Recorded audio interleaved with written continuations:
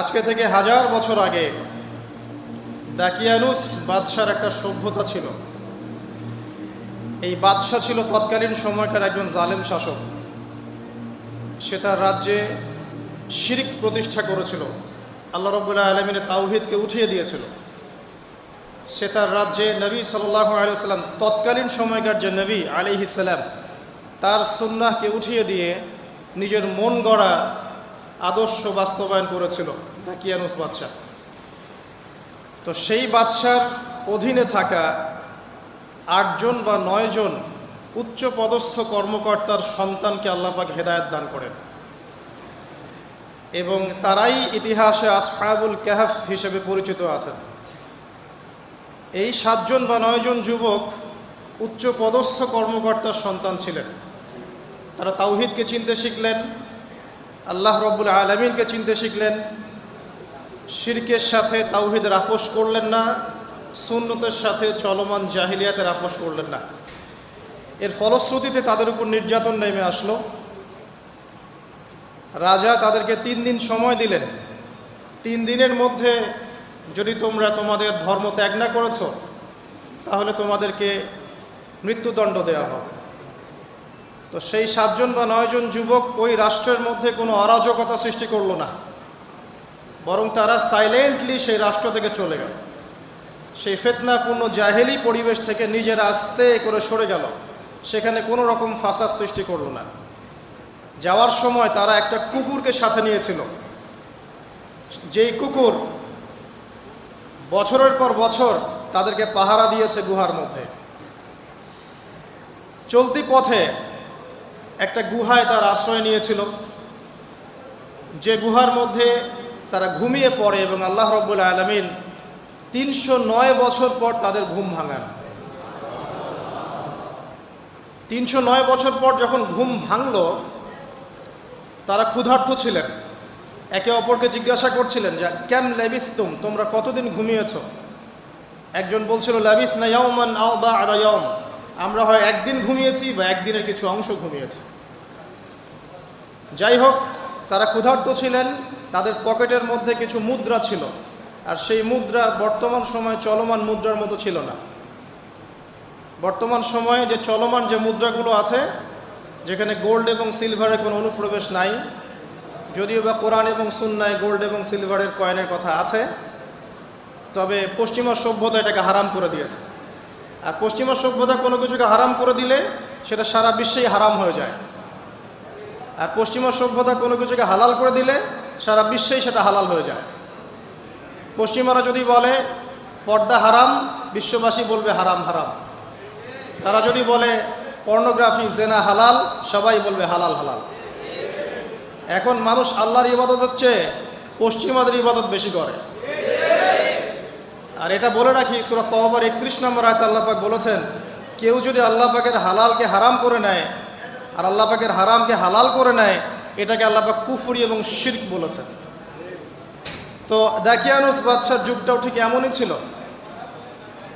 তো তারা যখন সেই মুদ্রাগুলো নিয়ে বাজারে গেল খাবার কেনার জন্যে, তখন তাদেরকে অ্যারেস্ট করা হলো। কি অভিযোগে? অভিযোগটা হচ্ছে যে তারা গুপ্তধন পেয়েছে, এই অভিযোগে। কিন্তু বাস্তবিক অর্থে তারা কোনো গুপ্তধন পায় নাই। তারা বলছিল আমরা গতকাল মাত্র এখান থেকে বের হয়েছি, আজকে রাতটা এই গুহায় আশ্রয় নিয়েছিলাম, এতটুকু তারা বলেছে। যাই হোক, তথ্য প্রমাণ যাচাই করে দেখা গেল যে তারা যে ঘুমিয়েছিল এতে প্রায় 309 বছর অতিবাহিত হয়ে গেছে, এবং এখন যে বাদশা ক্ষমতায় আছে সে আলহামদুলিল্লাহ একজন তাওহীদপন্থী মানুষ। সে আল্লাহকে বিশ্বাস করে, নবী রাসূলকে বিশ্বাস করে, আল্লাহ পাকের ঐশী গ্রন্থকেও বিশ্বাস করে। তবে ওই সমাজের মানুষ একটা বিষয়কে বিশ্বাস করে না, সেটা হলো মৃত্যুর পর পুনরুত্থান বা রিজারেকশন, যেটা আমরা বলি, মৃত্যুর পর পুনরুত্থান, এই বিষয়টাকে তারা স্বীকার করে না। তো আল্লাহ রাব্বুল আলামিন মাত্র 9 জন যুবকের মধ্য দিয়ে পুরো একটা নেশনকে শিক্ষা দিলেন যে মৃত্যুর পর পুনরুত্থান সত্য। যে আল্লাহ রাব্বুল আলামিন 309 বছর ঘুম পাড়িয়ে রেখে জীবিত করতে পারেন, নিঃসন্দেহে সে আল্লাহ রাব্বুল আলামিন লক্ষ কোটি মানুষকে 1000 বছর পরেও জীবিত করতে পারবেন ইনশাআল্লাহ। এতে করে ওই পুরো সমাজটাই তাওহীদপন্থী হয়ে গেল আলহামদুলিল্লাহ। এই হলো আসহাবুল কাহফের ঘটনা, খুব সংক্ষিপ্ত করে বললাম। এই আসহাবুল কাহফ তারা কিন্তু খুব উচ্চ পদস্থ কর্মকর্তার সন্তান ছিলেন এবং তারা ছিলেন যুবক। তারা কেউ কাউকে চিনতেন না, কিন্তু আল্লাহ পাক তাদের মধ্যে একটা হৃদয়ের বন্ধন দিয়ে দিয়েছিলেন এবং তারা ওই রাষ্ট্রে কোনো ফাসাদ সৃষ্টি করেন নাই, কোনো অরাজকতা সৃষ্টি করে নাই, তারা ভাঙচুর করে নাই, তারা হরতাল করে নাই, অবরোধ করে নাই, কিচ্ছু করে নাই। তারা তাওহীদের দাওয়াত দিয়েছে, মানুষ কবুল করে নাই, তাদেরকে আলটিমেটাম দেওয়া হয়েছে, দিন পরিবর্তন করো, না হলে তোমাদেরকে মৃত্যুদণ্ড দেওয়া হবে। তারা আস্তে করে সেখান থেকে চলে গিয়েছে, জাহেলিয়াত থেকে টোটালি ডিসকানেক্ট হয়ে গেছে। এরপরে আল্লাহ পাক তাদেরকে এমন একটা ঘটনা ঘটালেন যাতে করে পুরো একটা সভ্যতা হেদায়েত পেয়ে গেল আলহামদুলিল্লাহ। শুধু তাই নয়, এই ঘটনা কোরআনে থাকবে আর কোরআন কিয়ামত পর্যন্ত থাকবে ইনশাআল্লাহ। যত মানুষ কোরআন তেলাওয়াত করবে ইনশাআল্লাহ সবাই এই ঘটনার আলোকে হেদায়েত পাবে ইনশাআল্লাহ। তো দেখুন, অল্প কিছু মানুষকে দিয়ে আল্লাহ পাক বড় কমিউনিটিকে হেদায়েত দিতে পারেন। তাদের দোয়াটা আমরা সবাই করি আজকে। তারা দোয়া করেছিল, রব্বানা আতিনা মিন লাদুনকা রাহমা ওয়া হাইয়্ লানা মিন আমরিনা রাশাদা। ঠিক একই যুগ আবারও এসেছে ঘুরে ফিরে, সময় পরিবর্তন হতে থাকে। আমরা একটা কথা বলি, ইতিহাস পড়তে গিয়ে পড়াতে গিয়ে, যে হিস্ট্রি রিপিটস ইটসেলফ। আমরা বলি যে ইতিহাস নিজেই নিজের পুনরাবৃত্তি ঘটায়। ঠিক অনুরূপ ঘটনা ঘটেছিল নমরুদের সময়ও। নবী ইব্রাহিম আলাইহিস সালাম তাওহীদপন্থী, নমরুদ তাওহীদপন্থী নয়। সে মনে করে যে সেই হচ্ছে এই পুরো মহাবিশ্বের রব। আল্লাহ রাব্বুল আলামিন ইব্রাহিম আলাইহিস সালামের মাধ্যমে তাকে তাওহীদের দাওয়াত পৌঁছালেন, সে কবুল করলো না। আল্লাহ রাব্বুল আলামিন সামান্য যে বলে মশা, ক্ষুদ্র একটা মশা দিয়ে নমরুদকে শেষ করে দিলেন। আল্লাহ পাক সব করতে পারেন। ইতিহাস এভাবেই পুনরাবৃত্তি ঘটিয়েছে আদ এবং সামুদ জাতির ক্ষেত্রেও। আদ জাতির লোকেরা অনেক লম্বা লম্বা ছিল, ফিজিক্যালি অনেক স্ট্রংলি বিল্ট। তারা পাহাড় কেটে বাড়িঘর নির্মাণ করত। সামুদ জাতীয় ঠিক এরকমই ছিল, তারা পাহাড় পর্বত কেটে বাড়ি নির্মাণ করত। আল্লাহ রাব্বুল আলামিন হুদ আলাইহিস সালামকে পাঠালেন, সালিহ আলাইহিস সালামকে পাঠালেন দাওয়াত দেওয়ার জন্য। তারা দাওয়াতি কাজ করলেন, কম দাওয়াত গ্রহণ করলো না। ইল্লা কালিলাম মিনহুম, অল্প কিছু মানুষ ইসলাম কবুল করলো, বাকিরা বেশিরভাগই করলো না। আল্লাহ রাব্বুল আলামিন বিশাল কওমটাকে, যারা বলতো মান আশাদ্দু মিন্না কুওয়া, আমাদের চেয়ে শক্তিশালী আর কে আছে, তারা এই কথা বলতো। কোরআন এই কথা বলছে, কোরআন বলছে তারা বলতো মান আশাদ্দু মিন্না কুওয়া, আমাদের চেয়ে শক্তিশালী আর কে আছে। এখন এই স্লোগানগুলো আমরা ওয়ার্ল্ড অ্যাফেয়ার্স ঘাটলে দেখতে পারি না? বিভিন্ন পরাশক্তি বলছে আমাদের চেয়ে শ্রেষ্ঠ আর শক্তিশালী কে আছে। এই কথাটাই বলেছিল আদ এবং সামুদ জাতি। আল্লাহ পাক এদেরকে এমনভাবে ধ্বংস করেছেন যেন খেজুর গাছ উপড়ে ফেললে যেমন করে পড়ে থাকে, আদ জাতির লোকরা বাড়ির মধ্যে এভাবে পড়েছিল। মাত্র 6 দিন এবং 7 রাতের মধ্যে আল্লাহ পাক আদ জাতিকে ধ্বংস করেছেন। আর সামুদ জাতিকে আল্লাহ পাক ধ্বংস করেছেন বজ্রপাত দিয়ে, প্রচণ্ড বজ্রপাত দিয়ে, মুহূর্তে একটা কম শেষ। আল্লাহ পাক সব করতে পারেন। ইতিহাস এভাবেই পুনরাবৃত্তি ঘটিয়েছে। ফেরাউনের যুগে চলে যান, মূসা আলাইহিস সালাম একই দাওয়াত দিয়েছেন আল্লাহ রাব্বুল আলামিন। আল্লাহ পাকের পক্ষ থেকে তাওহীদ নিয়ে তিনি ফেরাউনকে দাওয়াত দিয়েছেন যে লা ইলাহা ইল্লাল্লাহ, আল্লাহ ছাড়া কোনো ইলাহ নাই। আল্লাহ রাব্বুল আলামিন চিরঞ্জীব, চিরস্থায়ী, তার কাছে আত্মসমর্পণ করো। ফেরাউন বলেছিল আনা রব্বুকুমুল আ'লা, আমি তোমাদের মহান রব। নাউযুবিল্লাহ। সে বলেছিল মা উরিকুম ইল্লা মা আরা, আমি যা ভালো মনে করি তাই তো তোমাদেরকে বলি। ওয়া মা আহদিকুম ইল্লা সাবিলার রাশাদ, এবং আমি তোমাদেরকে শুধু সৎপথ দেখাই। ফেরাউন এই কথা বলেছিল।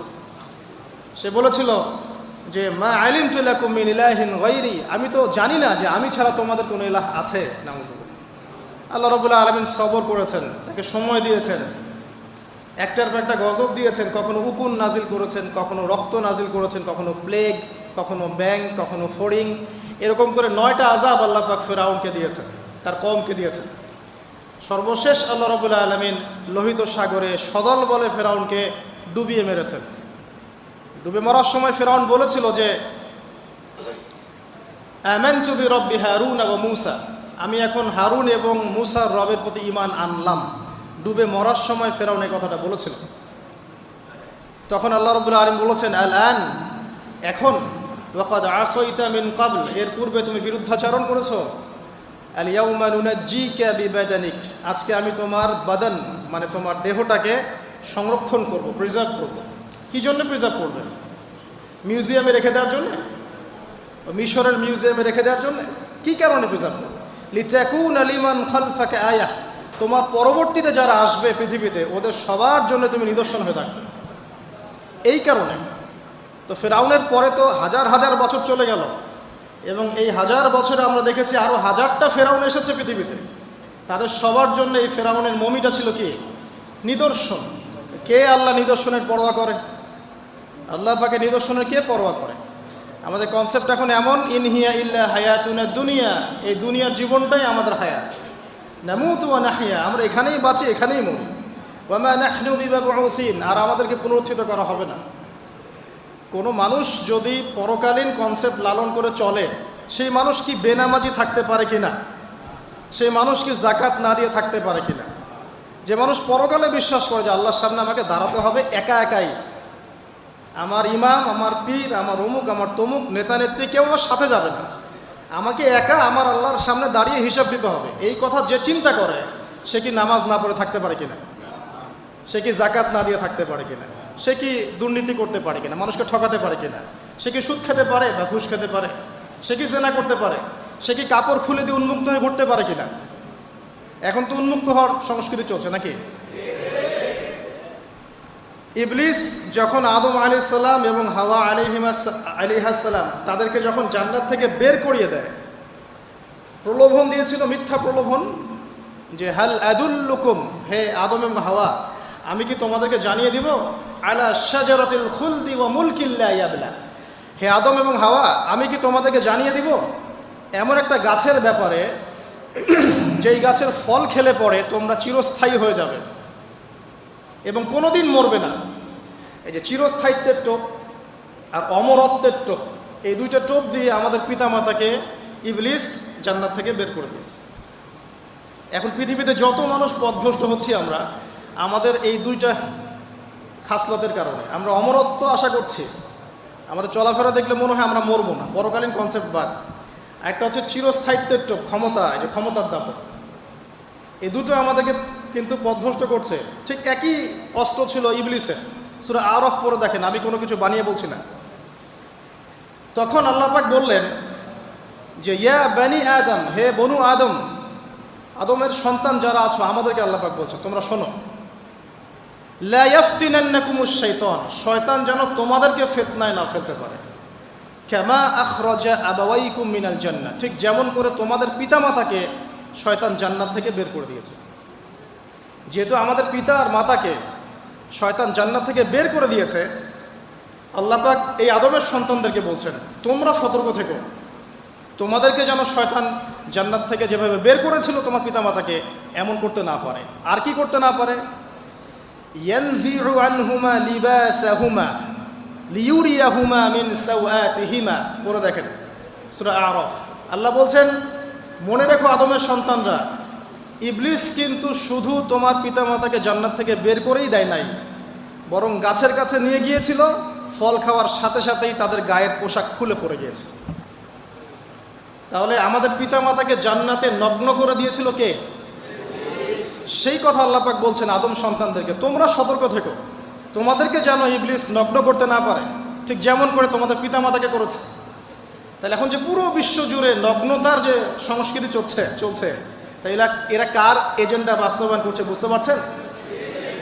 কোরআন পড়েন, পৃথিবীতে যত সভ্যতা চলে গেছে, ব্যাবিলনের সভ্যতা, চাইনিজদের সভ্যতা, তারপরে যে আমাদের মাও সেতুং, ইতালির মুসোলিনি, এদিকে জ্যাপল সার্তে, এদিকে আপনার ফিডেল ক্যাস্ট্রোর কথা বলেন, ওই পশ্চিমা সভ্যতা বাদ দিয়ে যত বড় বড় সভ্যতা রিনাউন্ড, সবার পোশাক ছিল শালীন।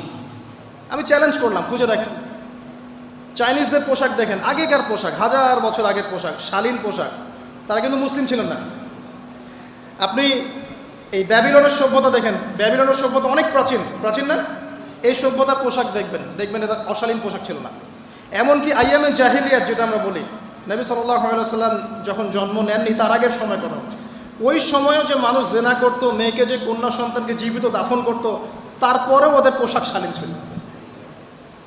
হঠাৎ করে বিশ্বে একটা সভ্যতা আসলো পশ্চিম থেকে, তারা বলল যে পোশাক শর্ট হতে হতে হতে হতে এক পর্যায়ে বিকিনি পরে ঘোরা শুরু করলো, এবং এখন ওরা সারা বিশ্বে ওটা ছড়িয়ে দিচ্ছে, আমরা সবাই ওটাকে গ্রহণ করছি। আমরা বলছি হাজার বছরের সমস্যা। এখন দেখেন আল্লাহ পাক কি বলছেন, ওয়াইদা ফাআলু ফাহিশাতান, ওই সূরার মধ্যে আছে, যখন তারা কোনো ফাহেসা কাজ করে তারা বলে, ক্বালু, তারা বলে, ওয়াজাদনা আলাইহা আবানা, ওয়াজাদনা আলাইহি আবানা, আমরা এগুলো আমাদের বাপ দাদাদেরকে দেখেছি করতে।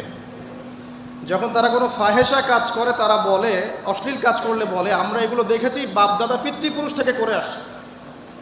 আল্লাহু আমারানা বিহা, আল্লাহ আমাদেরকে আদেশ করেছেন। আল্লাহ বলছেন, কুল ইন্নাল্লাহা লা ইয়া'মুরু বিল ফাহশা, আল্লাহ পাক কখনো অশ্লীল কাজের আদেশ করতে পারেন না। আতাকুলুনা আলাল্লাহি মা লা তা'লামুন, তোমরা কি আল্লাহ সম্পর্কে এমন কথা বলছো যে কথা তোমরা জানো না?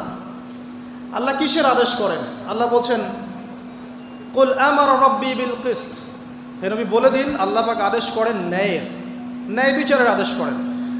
ওয়া আকিমু ওয়ুজুহাকুম ইনদা কুল্লি মসজিদ, এবং প্রত্যেক নামাজের ওয়াক্তে নিজের চেহারাটাকে একনিষ্ঠভাবে আল্লাহর দিকে ফেরাবে, এই আদেশ আল্লাহ পাক করেন। ওয়া আকিমু ওয়ুজুহাকুম ইনদা কুল্লি মসজিদ ওয়াদউহু মুখলিসিনা লাহুদ্দিন, এবং একনিষ্ঠভাবে তোমরা আল্লাহকে ডাকবে, দোয়া করবে, এই আদেশ আল্লাহ পাক করেন। তো আল্লাহ পাক কি অশ্লীল কাজের আদেশ করতে পারেন?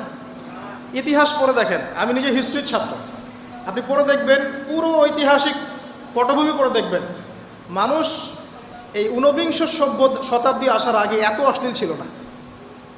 এখনকার বিশ্বে যত সমস্যা চলছে, কয়েকটা বলি, রিবা বা সুদ, জেনা বা উন্মুক্ত যৌনাচার, তারপরে বেপরদামি অশ্লীলতা, 4 নাম্বার আপনার মাদক, ঠিক আছে, 5 যে বড় মহামারী পর্নোগ্রাফি, যত বড় বড় মেজর সমস্যাগুলো চলছে যেগুলো ইয়াং জেনারেশনকে ধ্বংস করে দিচ্ছে, এগুলোর ম্যাক্সিমাম এসেছে কিন্তু পশ্চিম থেকে। খেয়াল করে দেখবেন, এগুলো কিন্তু বাংলাদেশ থেকে আসে নাই, আসছে ভারত থেকে আসছে, পাকিস্তান থেকে আসছে, সাবকন্টিনেন্ট থেকে আসে নাই, এগুলো দেখবেন একটা নির্দিষ্ট জায়গা থেকে আসছে। তো এই কারণে আমাদের সতর্ক দৃষ্টি রাখতে হবে যে বস্তুবাদী উন্নয়ন সব কিছু নয়। হ্যাঁ, আমরা জিডিপি বাড়ালাম, ইন্ডাস্ট্রিজ গড়লাম, মঙ্গলে চলে গেলাম, চাঁদে গেলাম, ওকে ফাইন, এগুলোর কেউ বিরোধিতা করবে না, এটা ভালো, নেশনকে এগিয়ে নিতে হবেই, এটাই এডুকেট তারা এবং এডুকেটেই করতে হবে, কিন্তু নৈতিকতার বিসর্জন দিয়ে নয়। নৈতিকতার বিসর্জন দিয়ে ধর্ম থেকে দূরে চলে এসে নাস্তিকতায় বিশ্বাসী হয়ে আল্লাহকে বাদ দিয়ে, রাসূলকে বাদ দিয়ে এই বস্তুবাদী উন্নয়ন আমাদের পরকালকে বাঁচাতে পারবে না। তো পরকালকে বাঁচিয়ে রেখে আমার দুনিয়াবী উন্নয়ন করতে হবে, এবং দুনিয়ার উন্নয়নটা অবশ্যই জরুরি। সারা বিশ্ব যখন এগিয়ে যাচ্ছে, আমরা কেন পিছিয়ে থাকবো? আমি তো এটাও বলি যে এটা অনেক মাদ্রাসার লাইনে যারা আছেন তারা আমার সাথে একটু বিরোধিতা করেন এই বিষয়ে, কিন্তু আমি নিজেই বলি যে সিলেবাসের মধ্যে পরিবর্তন নিয়ে আসার চেষ্টা করতে হবে। শুধুমাত্র এককেন্দ্রিক শিক্ষায় কেন শিক্ষিত হব? এই যুগে চলার জন্য যে উপকারী জ্ঞানগুলো দরকার সেগুলো শিখতে হবে আমাদেরকে। আমাদের আইসিটির জ্ঞানের দরকার আছে, আমাদের ইংরেজির জ্ঞানের দরকার আছে, ম্যাথামেটিক্স দরকার আছে, সায়েন্সের দরকার আছে, আমাদের তথ্য প্রযুক্তি জানতে হবে, অর্থনীতির জ্ঞানের দরকার আছে, পলিটিক্যাল সায়েন্সের দরকার আছে, জিও পলিটিক্স দরকার আছে। এগুলো বাদ দিয়ে শুধু যদি আমি মুখস্থ করে যাই, এই জ্ঞানটা আমার কী কাজে দেবে আমাকে বলে? এই কথাটা অনেকে নেগেটিভলি নেয়, কিন্তু আমি আসলে তাদের ব্যাপারে তাদের সাথে তর্ক করতে চাই না। আমি আমার কনসেপ্ট লালন করি, আমি এতটুকুই বলছি। এবং যারা শিক্ষিত মহল আছেন, বুদ্ধিজীবী মহল আছেন, যারা দেশ সম্পর্কে ভাবেন, জাতি নিয়ে ভাবেন, উম্মা নিয়ে ভাবেন, তারা কিন্তু আমার সাথে একমত হবে ইনশাআল্লাহ যে আমরা কিন্তু এই জায়গাটাতে পিছায় পড়তেছি। আল্লাহ পাক আমাদেরকে কনস্ট্রাকটিভ সিলেবাসে পড়াশোনা করার তৌফিক দান করুন, এবং জেনারেল লাইন থেকে আপনি বয়কট করে একদম ইয়াতে চলে আসতেছেন কেন? জেনারেল লাইনে পড়েন, আপনার এই জ্ঞানটাকে আপনি ইসলামের কল্যাণে কাজে লাগাতে পারবেন না। সবাইকে কি আলেম হতে হবে? সবাইকে মুফতি হবে, মুহাদ্দিস হবে? অর্থনীতিবিদের দরকার আছে না? পলিটিশিয়ানের দরকার আছে না? ডক্টর ইঞ্জিনিয়ার দরকার আছে না? সব সেক্টরের মানুষের দরকার আছে। আপনাদেরকে আপনাদের জায়গায় থাকতে হবে, ওখানে থেকে আপনারা ইসলামের খেদমত করবেন, পারবেন না? একজন ডক্টর তিনি কি ইসলামের খেদমত করতে পারবেন না ভাই? একজন সৎ নেতা তিনি কি ইসলামের খেদমত করতে পারবেন না? একজন অর্থনীতিবিদ তিনি যদি আল্লাহ পাকের হালাল হারাম মেনে অর্থনীতির কোনো বিধান চালু করেন, তিনি কি ইসলামের খেদমত করতে পারবেন না? তো সবাইকে কি বক্তা হইতে হবে? সবাইকে আলেম হতে হবে? এক নির্দিষ্ট একটা শ্রেণীর মানুষ আলেম হবে, নির্দিষ্ট একটা শ্রেণীর মানুষ প্রশাসনে থাকবে, নির্দিষ্ট একটা শ্রেণীর মানুষ আপনার জনপ্রতিনিধি হবে, নির্দিষ্ট শ্রেণীর মানুষ ইকোনমিক সেক্টরে থাকবে। এইভাবে আমরা একটা জাতি গঠন করব, এবং সবাই হবে উভয় দিকে শিক্ষিত। একজন আর্মি অফিসার তার উচিত হবে ইমামতি করার যোগ্যতা অর্জন করা, একজন ডক্টর তার উচিত হবে ইমামতি করার যোগ্যতা অর্জন করা। আবার একজন যিনি আলেম তারও উচিত হবে এমন পড়াশোনা করা যেই পড়াশোনা দিয়ে তিনি কোরআন সুন্নাহকে হাতে রেখে ওয়ার্ল্ড অ্যাফেয়ার্সকে ডিল করতে পারেন। তো এই বিষয়গুলো আমাদের একটা গ্যাপ চলে আসছে দীর্ঘদিন থেকে। আল্লাহ পাক আমাদেরকে বোঝার তৌফিক দান করুন। আর অ্যাটলিস্ট আমরা যদি নাই পারি, আমাদের দ্বারা যদি কিছু নাই হয়, অ্যাটলিস্ট আমাদের সন্তান সন্ততি যারা আসবে ভবিষ্যতে, আল্লাহ পাক তাদেরকে যেন ইসলামের জন্য কবুল করে নেয়, আমিন। আর ইসলামের জন্য কবুল করলে কারো কোনো ক্ষতি নাই।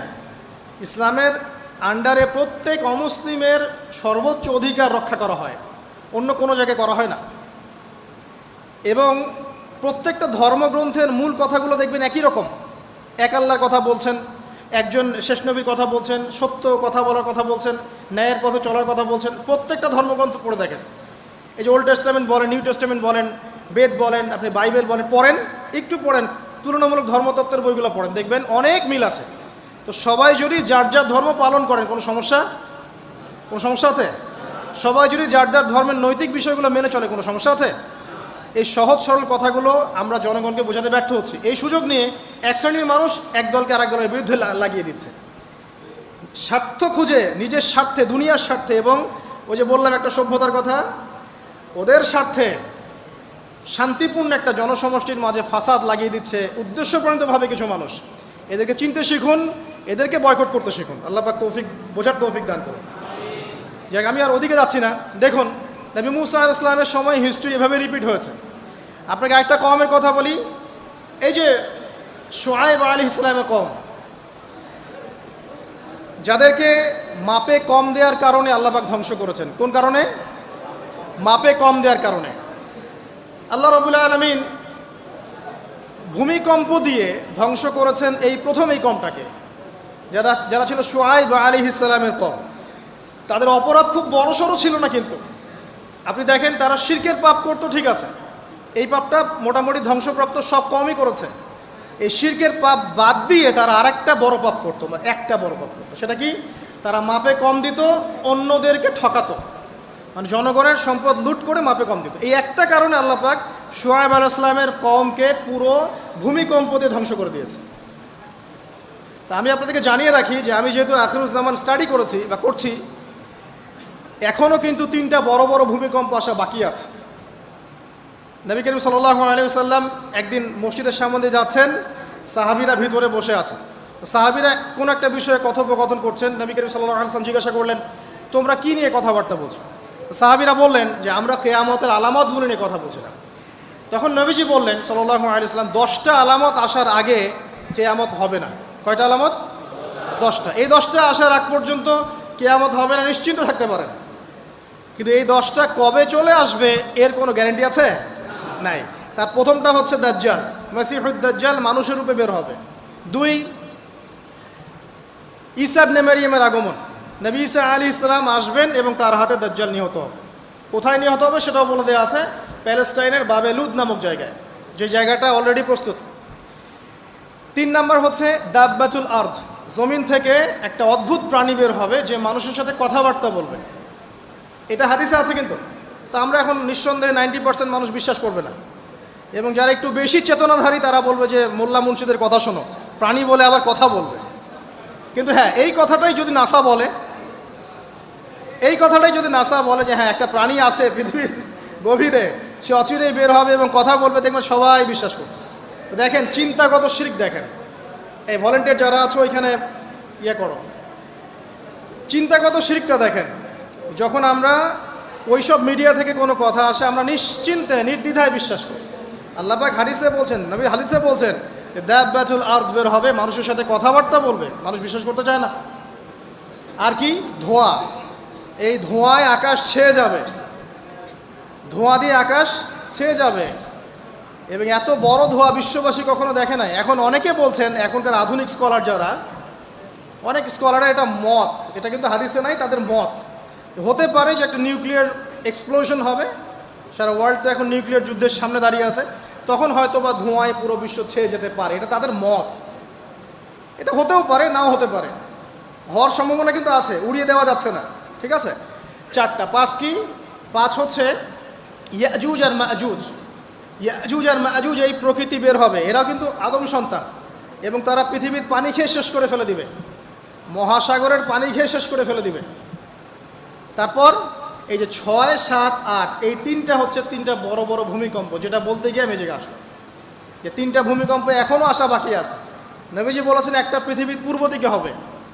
পূর্ব দিক কোন দিক? এই যে Indonesia, Malaysia, Bangladesh, Pakistan, Myanmar, আপনার শ্রীলঙ্কা, এই পুরো কন্টিনেন্ট পূর্ব দিক, পৃথিবীর পূর্ব দিক। কোন কান্ট্রি এটা তো বলা হয় নাই, পূর্ব দিক বলা হয়েছে। এবং এখানে ভূমিকম্প বলা হচ্ছে না, বলা হচ্ছে ভূমি ধসে যাবে, মানে পুরো ভূমিটা নিচে চলে যাবে। এখন যারা এগুলো নিয়ে গবেষণা করেন তারাও কিন্তু সেম কথাই বলছেন, খেয়াল করে দেখেন। তারা হয়তো বিজ্ঞান দিয়ে ব্যাখ্যা করছেন, কিন্তু হাদিসে কিন্তু এটা বলা আছে। আরেকটা হচ্ছে পৃথিবীর পশ্চিম দিকে। আর পশ্চিম দিকে কেন হবে জানেন? সমকামিতার কারণে, সুদের কারণে, জেনার কারণে, পর্নোগ্রাফির কারণে, এবং সারা বিশ্বকে তারা যে জুলুমটা করছে, এই জুলুমের প্রতিফল হিসেবে আল্লাহ পাক ধসিয়ে দেবে। এর কোনো অস্তিত্বই থাকবে না। এখন মনে হচ্ছে না যে পুরো সারা ওয়ার্ল্ডকে রুল করছে, অস্তিত্বই থাকবে না, ভূমিধস। আরেকটা হচ্ছে পৃথিবীর মাঝখানে। মাঝখানে কারা আছে বলেন? মাঝখানে আমাদের আমিরুল মুমিনিনরা আছে এখন, নাকি? যারা গান বাজনাকে উন্মুক্ত করে দিচ্ছে, যারা পর্দার শিথিলতা নিয়ে আসছে, হ্যাঁ, যারা ইসরায়েলের সাথে আতাত করছে, এরা আছে, আমিরুল মুমিনিনরা আছে। তো সেখানেও একটা ফিতনা অপেক্ষা করছে, অপেক্ষা করতে থাকেন। তো এই কথাটা বলতে গিয়ে আমি এখানে এসেছি। পৃথিবীতে কিন্তু এখনও তিনটা বড় বড় ভূমিকম্প বাকি আছে। আর সর্বশেষ আলামত হচ্ছে ইয়েমেন। ইয়েমেন থেকে একটা আগুন বের হবে, বিশাল আগুন। এই আগুনটা মানব জাতিকে হাসরের মাঠের দিকে তাড়িয়ে নিয়ে যাবে। এই 10টা আলামত না আসা পর্যন্ত কিয়ামত হবে না। অতএব আপনি এখন রিল্যাক্সে নাকে তেল দিয়ে ঘুমান, নাকি ভাই? এই 10টা আলামত না আসা পর্যন্ত কিয়ামত হচ্ছে না। তবে এই 10টা আলামত আসার পটভূমি কিন্তু তৈরি হয়ে যাচ্ছে, এটা আমাদের খেয়াল করতে হবে। আচ্ছা আসেন, এই যে শুআয়ব আলাইহিস সালামের কওমকে যে ভূমিকম্প দিয়ে ধ্বংস করা হলো, এই ভূমিকম্প কখন আসবে? যখন সমাজের মধ্যে পাপ বেড়ে যাবে, অশ্লীলতা বেড়ে যাবে, মানুষ মাদককে হালাল মনে করা শুরু করবে, জেনাকে হালাল মনে করা শুরু করবে, এবং এই যে বেপরদামি বেড়ে যাবে, তখন সমাজের মধ্যে ভূমিকম্প দেখা দিবে, ভূমিধস দেখা দিবে। গান বাজনা, বাদ্যযন্ত্রকে মানুষ হালাল মনে করা শুরু করবে, তখন এগুলো আসবে। তো এগুলো কি আসার বাকি আছে? এখন কি মনে হচ্ছে? আল্লাহ পাক আমাদেরকে হেফাজত করুন, আমিন। বাঁচার উপায় কি? ওই যে বললাম, রব্বানা বলেন, আতিনা মিন লাদুনকা রাহমা ওয়া হাইয়্ লানা মিন আমরিনা রশাদা। এভাবেই ইতিহাস নিজেকে পুনরাবৃত্তি ঘটিয়েছে। কওমে লূত, মনে আছে? লূত আলাইহিস সালামের কওম। ইব্রাহিম আলাইহিস সালামের ভাতিজা ছিলেন লূত আলাইহিস সালাম। তাকে আল্লাহ পাক একটা কওমকে দাওয়াত দেওয়ার জন্য পাঠালেন, যেই কওম এমন পাপ করছে যেই পাপ ইতিহাসে কেউ কখনো করে নাই। ওই কওমের আগ পর্যন্ত পৃথিবীতে কেউই এই পাপটা কখনো করে নাই। কি পাপ? কে বলতে পারবেন? সমকামিতা। কি পাপ? সমকামিতা। এখন তো অ্যাভেলেবল দেখছি আমরা, এখন আর অ্যাভেলেবল দেখছি না। ছেলে ছেলে বিয়ে করছে, মেয়ে মেয়ে বিয়ে করছে। এবং বড় বড় কান্ট্রিজ যেগুলো আছে, আপনার আমেরিকা, ব্রিটেন, অস্ট্রেলিয়া, কানাডা, সব জায়গায় এগুলো হালাল। এগুলো হালাল। স্বাধীনতা, বাক স্বাধীনতা। আর আপনি চাইলে একটা মেয়েকেও বিয়ে করতে পারেন, ছেলেকেও করতে পারেন। আবার কোরআনে বলেছে ছেলে ছেলে সমকামীর কথা, কিন্তু এই যুগে এসে আমরা দেখছি মেয়ে মেয়েও সমকামী। সুবহানাল্লাহ। এবং এটা আমাদের দেশে ছড়িয়ে পড়ছে, এটা কিন্তু অ্যালার্মিং একটা বিষয়। আমরা সবাই বাইরে ভালো মানুষের মুখোশ ধরে আছে ঠিকই, কিন্তু ভিতরে ভিতরে সমাজ এগুলো চলছে। এগুলোকে যদি এখনই আমরা পেট্রোনাইজ করতে, মানে আমরা যদি এটাকে ডিফেন্ড করতে না পারি, তাহলে কিন্তু সমস্যা। আগামীতে দেখা যাবে যে আমাদের পরিবারের মধ্যে এগুলো ঢুকে যাচ্ছে, নাউজুবিল্লাহ। এখনকার জরিপ বলছে যে 20 থেকে 30 জন মানুষের মধ্যে একজন মনে করে যে সমকামিতা ভালো জিনিস বা এটা একটা স্বাধীনতা। আপনি কেমব্রিজ, অক্সফোর্ডের ডিকশনারি ঘাটলে দেখবেন, সেখানে আগে বলা হতো যে এটা একটা মানসিক রোগ। আপনি 10 বছর আগের ডাটা দেখেন আর 10 বছর পরের ডাটা দেখেন, এখন আপনাকে বলা হবে এটা একটা বাক স্বাধীনতা। আগে বলা হতো মানসিক রোগ। তো এই কওম ছিল কওমে লূত। আল্লাহ পাক এদেরকে এমনভাবে ধ্বংস করেছেন যেভাবে পৃথিবীতে কোনো কওমকে আল্লাহ পাক ধ্বংস করেন নাই, কাউকে না। কিভাবে? আল্লাহ পাক 2জন ফেরেশতা পাঠিয়েছিলেন, জিবরাইল আলাইহিস সালাম এবং মিকাইল আলাইহিস সালাম। তাদেরকে সুন্দর যুবকের আকৃতিতে পাঠিয়েছেন, সুন্দর সুন্দর যুবক। সুবহানাল্লাহ। এগুলো বলতে খারাপ লাগে যে এখন ছোট ছোট বালকদেরকেও দেখি বলাৎকার করা হচ্ছে, হচ্ছে না? নিউজগুলো পান না? আর আমরা এটা জঘন্য প্রতিবাদ করছি। আসলে কোনো কোনো ক্ষেত্রে দেখা যায় যে ইসলামী কিছু প্রতিষ্ঠানের মধ্যে এই রোগ ঢুকে গেছে। তো এটা কিভাবে হলো, আসলে কিভাবে হয়েছে আমি আপনাকে বলছি। দেখেন, আমি আপনাকে মূল জায়গাটাতে বলছি। এই যে মানসিক বিকৃতি, অসুস্থতাটা হয়েছে অনলি পর্নোগ্রাফির কারণে, অনলি পর্নোগ্রাফি। কারণ পর্নোগ্রাফি দেখতে দেখতে সবাই বাসায় এগুলো ইন্টারনেটে, আপনার ফোনে সবাই যখন দেখতে অভ্যস্ত হয়ে গেছে, তখন ইন্টারনালি আমরা সবাই পশু হয়ে গেছে। এখন সামনে যেই থাকে, একটা ছোট বাচ্চা থাক, ছোট মেয়ে থাকে, 5 বছরের মেয়েকে দেখলাম রেপ করে ফেলছে। 5 বছরের মেয়ে, 5 বছরের মেয়ে রেপ হয়েছে কোথায় বলতে চাচ্ছি না, কারণ এগুলো বললে তো নিজেদের দোষ প্রকাশ করা হয়। কিন্তু মানুষ ধর্ষকের কোনো ধর্ম নাই। সে হিন্দু, মুসলিম, নাকি বৌদ্ধ, খ্রিস্টান, না আলেম জালেম, এগুলো ধর্ম দেখার সময় নাই। আল্লাহ পাক বলেছেন তার রাসূলের মাধ্যমে ধর্ষণ হলেই প্রকাশ্যে মৃত্যুদণ্ড দিয়ে দিবে, যেই হোক, সে যেই হোক, সে যেই হোক না, ওর কোনো ধর্ম নাই। সে একজন আলেম দাড়িওয়ালা মানুষও যদি হয়, তাকেও এই কাজ করতে হবে। তো চোরের কোনো ধর্ম আছে? ডাকাতের কোনো ধর্ম আছে?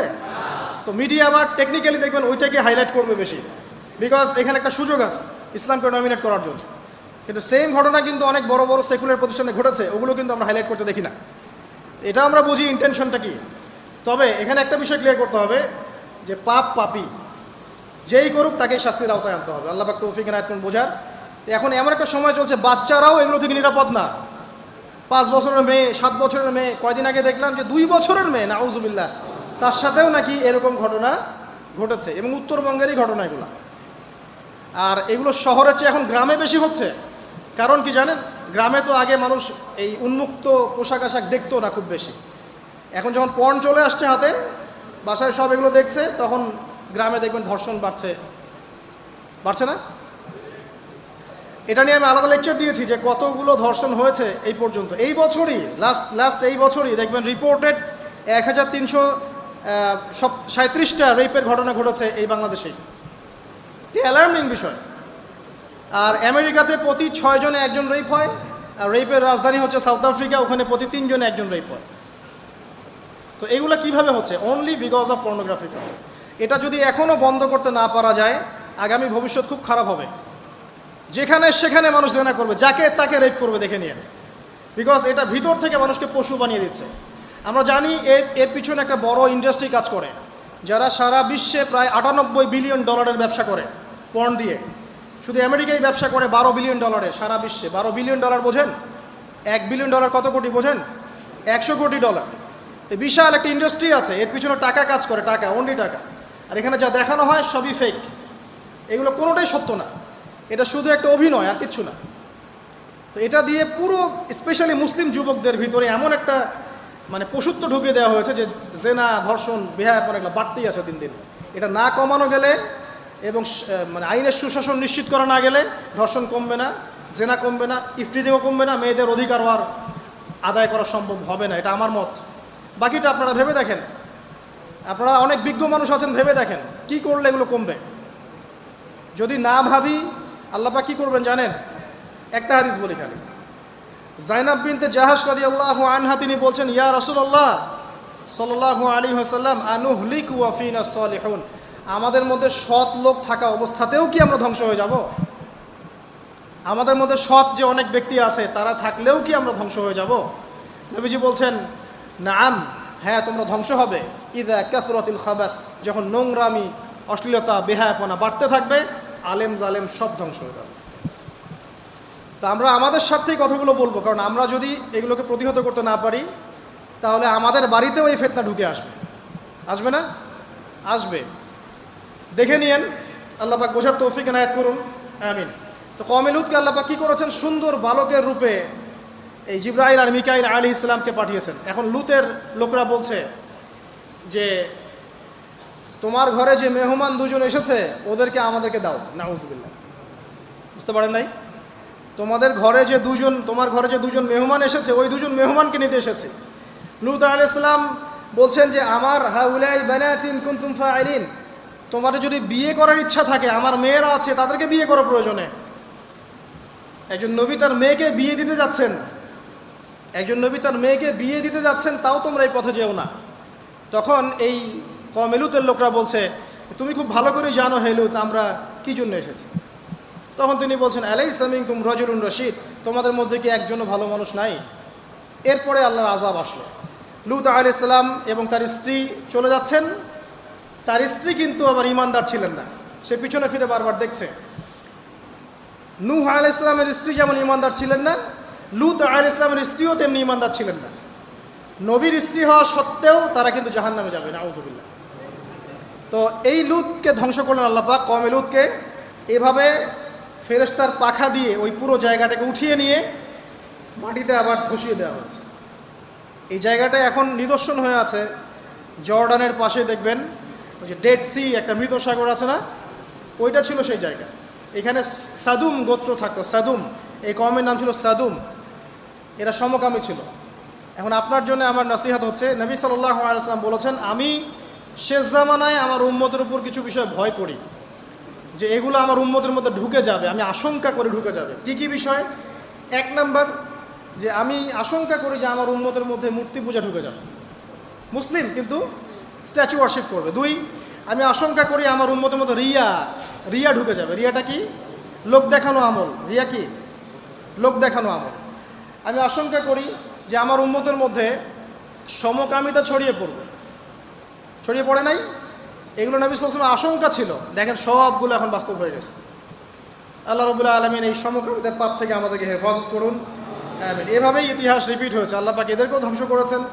এর আগে আল্লাহ পাক নূহ আলাইহিস সালামের কওমকেও ধ্বংস করেছেন। কি কারণে? তারা লাত, এই যে ইয়াগুস, ইয়াউক, নাসর, এরকম কিছু স্ট্যাচু ওয়ার্শিপ করত। এক পর্যায়ে আল্লাহ রাব্বুল আলামিন 950 বছর দাওয়াত দিয়েছেন নূহ আলাইহিস সালাম তার কওমকে। 950 বছর দাওয়াত দেওয়ার পরেও তার কওম যখন আল্লাহর আনুগত্য করলো না, আল্লাহ রাব্বুল আলামিন মহাপ্লাবন দিয়ে তাদেরকে ধ্বংস করে দিয়েছে। এভাবেই যুগে যুগে ইতিহাস রিপিট করেছে। আমাদের নবী মুহাম্মদ সাল্লাল্লাহু আলাইহি ওয়াসাল্লামের সময়ও এই হিস্ট্রিটাই ছিল। আবু জাহেল, আবু লাহাব, উতবা, শাইবা যারা ছিল, তারা মূলত সমাজটাকে দ্বিখণ্ডিত করে ফেলেছিল, খণ্ডে খণ্ডে ভাগ করে ফেলেছে, ডিভাইড অ্যান্ড রুলের মতো। সমাজে সুদ ছড়িয়ে দিয়েছিল, জেনা ছড়িয়ে দিয়েছিল, পরকীয়া ছড়িয়ে দিয়েছে এবং শিরিক ছড়িয়ে দিয়েছে এবং গোত্রীয় হানাহানি চলছিল। এরকম একটা অবস্থায় নবী সাল্লাল্লাহু আলাইহি ওয়াসাল্লাম ওই সমাজের মধ্যে আসেন নবী হিসেবে। এসে মাত্র 23 বছর সময় নিয়েছেন। কত বছর? মাত্র 23 বছর। আমাদের তো সমাজ সংস্কারের শতাব্দী পার হয়ে যাচ্ছে। এক একটা রেভলিউশন দেখবেন শতাব্দী পার হয়ে যাচ্ছে, কিন্তু কোনো আলটিমেট রেজাল্ট নাই। নবী সাল্লাল্লাহু আলাইহি ওয়াসাল্লাম 23 বছর সময় নিয়েছেন, মাত্র 23 বছর। এই 23 বছরে কোরআন এবং হাদিস এই দুটোকে হাতে নিয়ে নবী সাল্লাল্লাহু আলাইহি ওয়াসাল্লাম সমাজের প্রত্যেকটা জাহিলিয়াত উপর থেকে সরিয়ে দেন নাই, শেকড় থেকে উপড়ে ফেলেছেন। তবে তিনি যখন ইসলাম প্রতিষ্ঠা করে দিয়ে চলে গেছেন, খোলাফায়ে রাশেদার যুগ চলে গেছে, তারপর উমাইয়া খেলাফত এসেছে প্রায় 100 বছরের মতো, পরে আব্বাসীয়র এসেছে প্রায় 550 বছরের মতো, আস্তে আস্তে ফাতেমিরা এসেছে, এদিকে কর্ডোভার, স্পেনে আন্দালুসে উমাইয়া শাসন ছিল, ওসমানীয়রা এসেছে। এভাবে ইতিহাস চলেছে দীর্ঘদিন, প্রায় 1400 বছর। শেষ পর্যায়ে গিয়ে নবী সাল্লাল্লাহু আলাইহি ওয়াসাল্লাম কিছু ভবিষ্যৎবাণী করে গেছে, যখন শেষ জামানাগুলো আসবে তখন দেখবে তোমরা সমাজে সুদটা ছড়িয়ে পড়বে বেশি, জেনা ছড়িয়ে পড়বে, পর্ন ছড়িয়ে পড়বে। পর্ন কথা তো তিনি বলেন নাই, বলেছেন অশ্লীলতা ছড়িয়ে পড়বে। এখন আমরা বলছি এটা পর্নোগ্রাফি। তিনি আরও বলেছেন সময়গুলো সংক্ষিপ্ত হয়ে আসবে, মানুষের হঠাৎ মৃত্যুর পরিমাণ বেড়ে যাবে, অনেক কিছু বলে গেছেন। দিন চলে যাবে মনে হবে একটা ঘন্টার মতো চলে গেল, বছর চলে যাবে একটা মাসের মতো, মাস যাবে একটা সপ্তাহের মতো। অনেকগুলো সাইন তিনি বলে গেছেন। মুসলিমদের মধ্যে বিভক্তি বাড়তে থাকবে, হত্যা, হারাজ বাড়বে। হারাজ, হত্যা মানে হারাজ, মানে একজন ব্যক্তিকে হত্যা করা হবে, সে জানবে না আমাকে কেন হত্যা করা হলো, আর একজন ব্যক্তি হত্যা করবে, সেও বুঝবে না কেন তাকে মারলাম। ফাসাদ বাড়তে থাকবে, উঁচু উঁচু অট্টালিকা নির্মাণের প্রতিযোগিতা বাড়তে থাকবে। হচ্ছে না এগুলো? সমাজে ভালো মন্দের মানদণ্ড উল্টে যাবে। মানুষ সত্যকে মিথ্যা বলবে, মিথ্যাকে সত্য বলবে, মিথ্যাবাদীকে সত্যবাদী বলবে, সত্যবাদীকে মিথ্যাবাদী বলবে, আমানতদারকে খেয়ানতকারী বলবে, খেয়ানতকারকে আমানতদার বলবে। টোটালি মানদণ্ড উল্টে যাবে। আস্তে আস্তে সিচুয়েশন এমন হতে থাকবে, খারাপ থেকে খারাপ। তবে সোনালি সময় কি আর ফিরবে না? তাহলে সময় কি তাহলে আর ফিরবে না? এভাবেই চলবে সব কিছু? না, এভাবে চলবে না ইনশাআল্লাহ। আল্লাহ রাব্বুল আলামিন তার রাসূলের মাধ্যমে জানিয়েছেন এই সব কিছুই সাময়িক, সব কিছু সাময়িক। ইতিহাস আবার পুনরাবৃত্তি ঘটাবে। ইতিহাস সভ্যতা শুরু হয়েছিল একজন নবী দ্বারা, শেষও হবে আরেকজন নবী দ্বারা ইনশাআল্লাহ। সভ্যতা শুরু হয়েছিল আদম আলাইহিস সালামকে দিয়ে, আর শেষ হবে ঈসা ইবনে মারিয়ামের হাতে। শেষ জামানার সবচেয়ে ভাইটাল ক্যারেক্টার হচ্ছেন ঈসা ইবনে মারিয়াম, ইমাম মাহদী নন। ইমাম মাহদী সবচেয়ে ভাইটাল ক্যারেক্টার নন, সবচেয়ে ভাইটাল ক্যারেক্টার হচ্ছে ঈসা ইবনে মারিয়াম। তিনি প্যালেস্টাইন, জেরুজালেম থেকে পুরো ওয়ার্ল্ডে ইসলামিক খেলাফা রিস্টোর করবেন ইনশাআল্লাহ তাআলা। এবং তিনি নতুন কোনো শরীয়ত নিয়ে আসবেন না, নতুন কোনো ধর্ম নিয়ে আসবেন না, বরং তিনি এসে বরং ক্রুশ ভেঙে ফেলবেন। শুয়োরের মাংস যেটা, এটাকে একদম টোটালি হারাম করে ফেলবেন। জিজিয়া যে ট্যাক্সটা আছে এটাকে উঠিয়ে দিবেন। এবং তিনি 40 ইয়ার্স, হাদিসে এসেছে 40 বছর তিনি এই পৃথিবীতে থাকবেন। কত বছর? 40 বছর। ওই সময় সম্পর্কে এমন কথা এসেছে যে জাকাত নেয়ার জন্য একটা মানুষ খুঁজে পাওয়া যাবে না। আসতে কতদিন এটা আমরা বলতে পারবো না, এটা আল্লাহ পাক জানেন, আল্লাহ জানেন। এটা কতদিন এটা আমরা বলতে পারবো না, এটা বলার অধিকারও আমাদের নাই, বিকজ এটা গায়েবের বিষয়। কিন্তু আলামতগুলো আস্তে আস্তে আস্তে আস্তে ওইদিকে যাচ্ছে। এখন তিনি আজকেই আসুন আর কালকেই আসুন, ইমাম মাহদী আজই আসুক আর কালই আসুক, আপনার আমার দায়িত্ব চেঞ্জ হবে না। দায়িত্ব কি চেঞ্জ হবে? খুব সংক্ষেপে 2 মিনিট সময় নিচ্ছি যে আমরা যে কোনো সিচুয়েশনেই আমাদের দায়িত্বটা কি আসবে। 1 নাম্বার কথা হচ্ছে ভাই, যে বড় পরিসরে চিন্তা বাদ দিয়ে আগে ছোট পরিসরে আসেন। নিজের ব্যক্তি জীবনে আগে ইসলাম প্রতিষ্ঠা করেন, নিজে আগে পড়াশোনা করি, দিনের জ্ঞান অর্জন করেন, পড়াশোনা করেন, যে লাইনেই পড়াশোনা করছেন করেন, কিন্তু ইসলামটাকে, ইসলামের ফরজ, ওয়াজিব, সুন্নত, মুস্তাহাবগুলো শেখেন। ডাক্তার, ইঞ্জিনিয়ার হওয়ার কোনো আপত্তি নাই, বড় পলিটিশিয়ান হন, ইকোনমিস্ট হন, কোনো আপত্তি নাই, বাট ইসলামের বেসিক নলেজটা অর্জন না করে মৃত্যুবরণ করেন না আল্লাহর রাস্তায়। 2 নাম্বার, কোরআনকে সময় দেন, কোরআনটাকে স্টাডি করেন, হাদিসটা স্টাডি করেন, আল্লাহ পাক তৌফিক দান করুন, আমিন। এরপরে আমল বাড়িয়ে দেন, আমলটা বাড়ায় দেন। এখন সময় থাক 100 বছর আর 500 বছর বা 2 বছর, আমল বাড়ায় দেন। আপনার আমল আপনার সাথেই, কেউ কারো কবরে যাবে না। অতএব আমল বাড়িয়ে দেওয়ার চেষ্টা করি, আল্লাহ পাক তৌফিক দান করুন। আমল বাড়ানোর সবচেয়ে সেরা পদ্ধতি হচ্ছে রাসূল সাল্লাল্লাহু আলাইহি ওয়াসাল্লামের সুন্নাহ মতো জীবন গড়া, নবীর সুন্নাহ মতো জীবন গড়া। প্রত্যেকটা কাজ রাসূল সাল্লাল্লাহু আলাইহি ওয়াসাল্লামের সুন্নাহ মতো করেন, ইনশাআল্লাহ প্রতিটা কাজই নেকি হবে ইনশাআল্লাহ। আর কি বাড়াবো? আদর্শ পরিবার। এটা বারবার আমি একটা কথা বলি যে আদর্শ পরিবারের কোনো বিকল্প নাই। পারিবারিক আদর্শ, পারিবারিক মূল্যবোধ সবচেয়ে বড় শিক্ষা। এই শিক্ষাটা অন্য জায়গায় আপনি পাবেন না। সো পারিবারিক আদর্শটা ঠিক করার চেষ্টা করি আমরা। আমাদের বাচ্চাদের প্রতি সচেতন হই, কার সাথে মিশছে, কি করছে, ওদেরকে ডিভাইস এডিক্টেড হতে দিয়েন না, এত সহজেই স্মার্টফোন ওদের হাতে তুলে দিয়েন না। বাসায় ছোট ছোট মেয়েদের ব্যাপারেও সচেতন হন, তাদের ব্যাপারেও খেয়াল রাখেন, তাদেরকে নিরাপত্তায় রাখেন। পর্দা, এটা তো বলতেই হবে, এটার কোনো বিকল্প নাই। যে যাই বলুক না কেন, আপনার ইজ্জত সম্মান আপনার কাছেই, এর কোনো বিকল্প নাই। রাসূল সাল্লাল্লাহু আলাইহি ওয়াসাল্লাম এবং আল্লাহর বিরুদ্ধাচারণ করে আপনি প্রগতি অর্জন করতে পারবেন না, আপনি উন্নতি অর্জন করতে পারবেন। পারতে পারেন, সেটা বস্তুবাদী, কিন্তু পরকালে এর কোনো অস্তিত্ব থাকবে না। আর কি করতে পারি আমরা হালাল অর্থনীতি সার্চ করতে পারি। হারামে যারা আছে আজকে তওবা করি, আজকের এই লেকচার যাদের কানে যাবে, আমরা দোয়া করি আল্লাহ পাক সবাইকে হারাম রিজিক থেকে ফিরিয়ে নিয়ে আসুন। আমি বারবার একটা কথা বলি ভাই, আপনার আমল নামায় যতটুকু রিজিক আছে এর একটা দানা না খেয়ে আপনি মৃত্যুবরণ করবেন না, আপনার মৌত হবে না। এখন আপনার রিজিকটা আপনি কি অবৈধ পথে চাচ্ছেন না বৈধ পথে চাচ্ছেন, এটা আপনার ডিসিশন। আপনি যদি বৈধ পথে চান, ওই পরিমাণ রিজিক আপনাকে খাওয়াবেন আল্লাহ পাক, তারপর মৃত্যুবরণ করবেন। আর যদি অবৈধ পথে চান, সেটাই খাওয়াবেন, খাওয়ায় মৃত্যুবরণ করবেন। মানে আপনি ডিসিশন নেন কোন দিকে যাবেন। আর রিজিকের মালিক আল্লাহ আমরা খালি মুখে বলি, মনে কিন্তু বিশ্বাস করি না। মনে যদি বিশ্বাস করতাম তাহলে আমরা কিন্তু কখনো সুদের ধার ধারতাম না, আমরা ঘুষ দুর্নীতি করতাম না। কারণ আমরা করছি কেন? মনে করছি যে আমি এটা করলে রিজিক বাড়বে। আর আপনি যাদের জন্য এই কাজগুলো করছেন, আপনার স্ত্রী, আপনার সন্তান, আপনার পরবর্তী প্রজন্ম, 40 দিন সময় নেবেন আপনাকে ভুলে যেতে।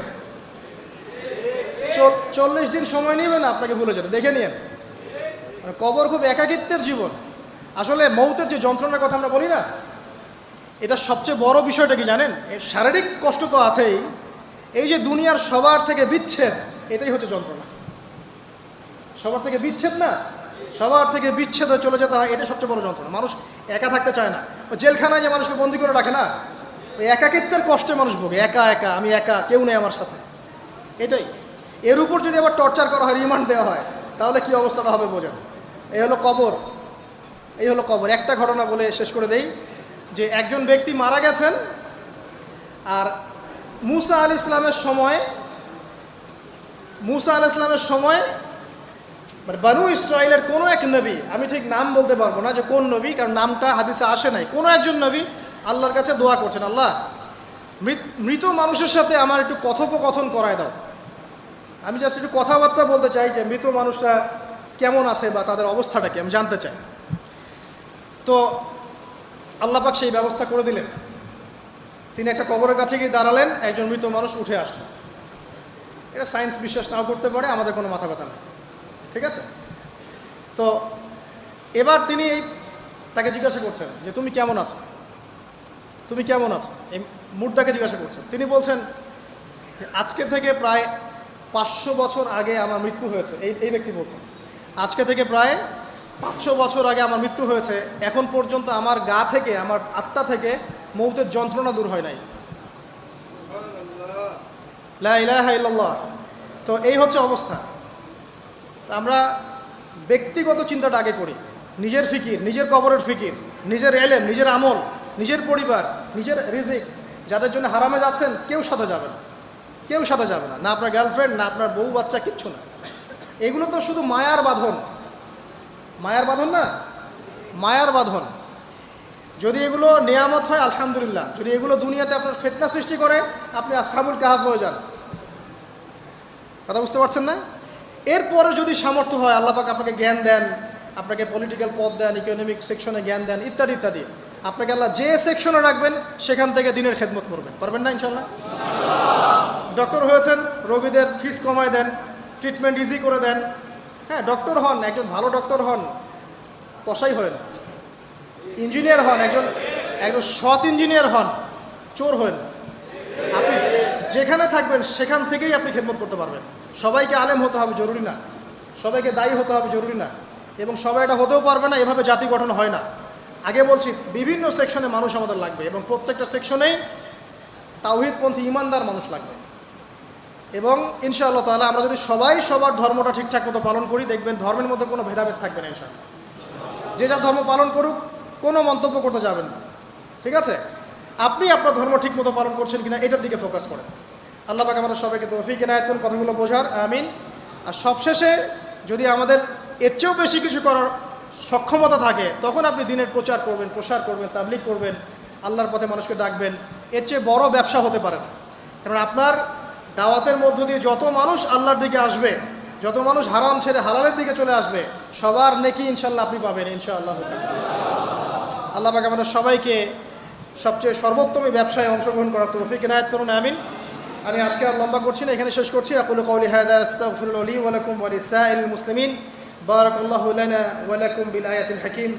ইন্নাহু তাআলা জাওয়াদুন কারীমুর রাউফুর রহিম। সুবহানাকাল্লাহুম্মা ওয়া বিহামদিক, আশহাদু আন লা ইলাহা ইল্লা আনতা আস্তাগফিরুকা ওয়া আতুবু ইলাইক। আসসালামু আলাইকুম ওয়া রাহমাতুল্লাহি ওয়া বারাকাতুহু।